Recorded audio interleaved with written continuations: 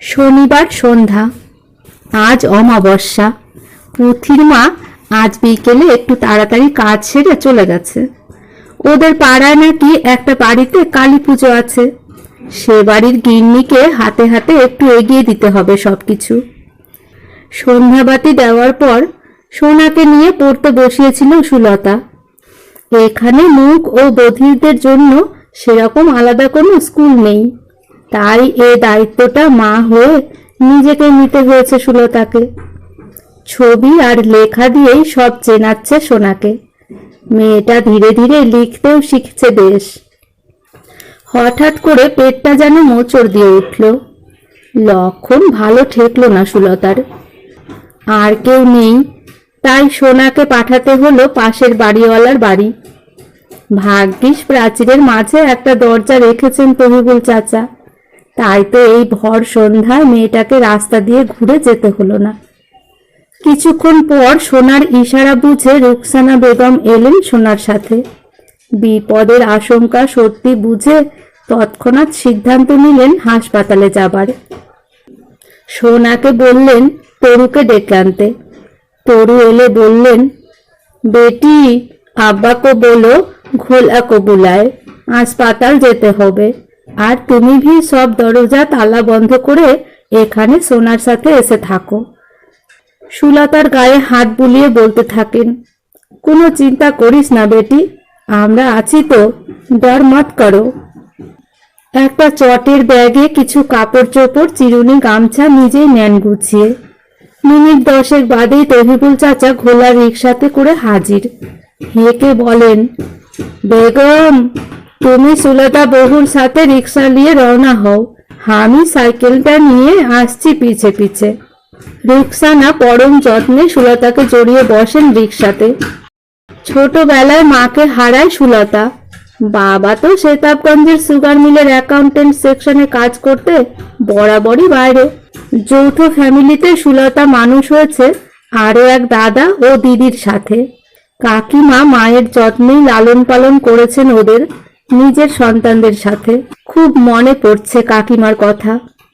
ঘরের মানুষটা দুদিনের জন্য শিবরামপুর গেল, আর এর মধ্যে যত বিপত্তি। ভাগ্যিস এনারা ছিলেন। প্রাণপণে সামনে লাগানো টিমটিমে লম্ফটার আলোয় জোরে জোরে রিক্সার প্যাডেল ঘুরিয়ে রিক্সা চালায় ঘোলা। সব শুনেছে সে। মাস্টার বাবু ইন্ডিয়া গেছে মায়ের সাথে। বাড়িতে উনি থাকলেও এক্ষেত্রে ডাকতেন সেই কানা এই ঘোলাকেই।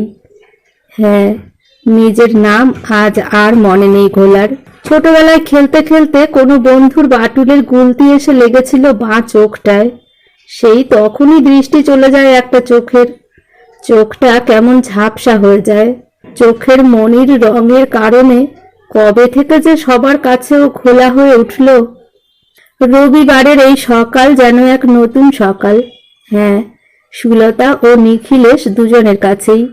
যদিও দুজনের মধ্যে দূরত্ব কিছু মাইলের, কিন্তু সীমানা বরাবর পুনর্ভবা নদী মনে করিয়ে দিচ্ছে দুজন রয়েছে নদীর দুই পাড়ে, শুধু নয়, দুটো আলাদা দেশে। নিখিলেশের মনে সুলতার কাছে ফেরার আনন্দ। লালমোহন গরুর গাড়িতে করে পৌঁছে দেবে ওদের দিনাজপুর। তারপর ঠাকুরগাঁওয়ের বাস ধরেই ওরা বাপ বেটিতে পৌঁছে যাবে বীরগঞ্জ। সকাল সকাল শঙ্করীর তৈরি লুচি আর আলুর ছেচকি টিফিন কৌটো সাথে নিয়ে নিয়েছে। দিনাজপুরে গিয়ে খেলেই হবে। আলু সেদ্ধ আর ঘি দিয়ে গরম গরম আতপ চালের ফ্যান ভাত না খাইয়ে ছাড়লেন না অনুপমা দেবী। ঠিক সেই ছোট্টবেলায় যেমন স্কুলে পাঠাবার সময় দু ভাইকে পেটটি পুড়ে পাঠাতেন, ঠিক তেমনি জেদ করে খাইয়ে ছাড়লেন। অখিলেশও খেয়েছে একসাথে। ও অবশ্য দিনাজপুর থেকে ফিরে আসবে। ভোরবেলা পুকুরে জাল ফেলে একটা বড়সড় রুই মাছ রেখে আর সব জলে ছেড়ে দিয়েছে অখিল। কাঁচা মাছ তো আর নিয়ে যাওয়া যায় না। অগত্যা গীতার মা কেটে কুটে ভেজে গুছিয়ে দিয়েছে কিছু টুকরো। ফিরতে ফিরতে যদি দুপুর পেরিয়ে যায়, তাহলে না হয় রাতেই সবাই মিলে খাওয়া যাবে। আসলে নিজেদের পুকুরের মাছের সাথে কি আর বাজার থেকে কেনা মাছের কোনো তুলনা হয়? অখিল বসেছে লালমোহনের পাশে। পেছন দিকে বসবে নিখিলেশ খুকুকে নিয়ে। শঙ্করীর কোলে করেই এলো খুকু। ছলো ছলো চোখে গরুর গাড়িতে ওকে বসিয়ে দিল। মাকে প্রণাম করে নিখিলেশ। অনুপমা দেবী খুকুকে উদ্দেশ্য করে বলে ওঠেন, আবার এসো দিদি ভাই মাকে নিয়ে, কেমন? তুমি কিন্তু এবার ছোট মাকে নিয়ে যাবে আমাদের ওখানে। কি ছোট মা, তুমি আসবে তো কম্মার সাথে? ছলো ছলো চোখেও এবার শঙ্করী হেসে উঠে বলে, পাকা বুড়ি কোথাকার। অনুপমা দেবী কপালে হাত ঠেকিয়ে বলে ওঠেন, দুর্গা দুর্গা। লালমোহন এবার গাড়ি ছোটায় দিনাজপুরের উদ্দেশ্যে। হাট হাট, চল চল বেটা।